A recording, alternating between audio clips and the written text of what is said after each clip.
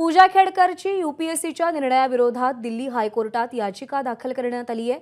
यूपीएससीने पूजा खेडकरची निवड रद्द केली होती, उमेदवारी रद्द केली होती आणि यूपीएससीच्या निर्णयाला पूजा खेडकरने दिल्ली हायकोर्टामध्ये आव्हान दिले।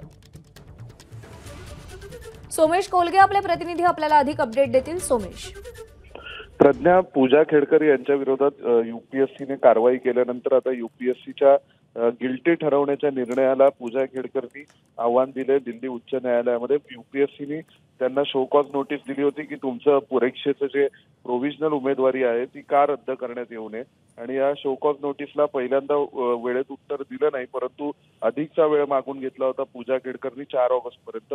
मग यूपीएससीने त्यांना 31 जुलै पर्यंतचा वेळ दिला होता आणि मग 31 जुलैच्या दुपारी 3:30 वाजता यूपीएससीने निर्णय केला की पूजा खेडकर यांची उमेदवारी रद्द करण्यात येत आहे। तर त्या निर्णयाविरोधामध्ये पूजा खेडकर दिल्ली उच्च न्यायालयात गेलेले आहेत। त्यांनी दिल्ली उच्च न्यायालयात याचिका दाखल केली।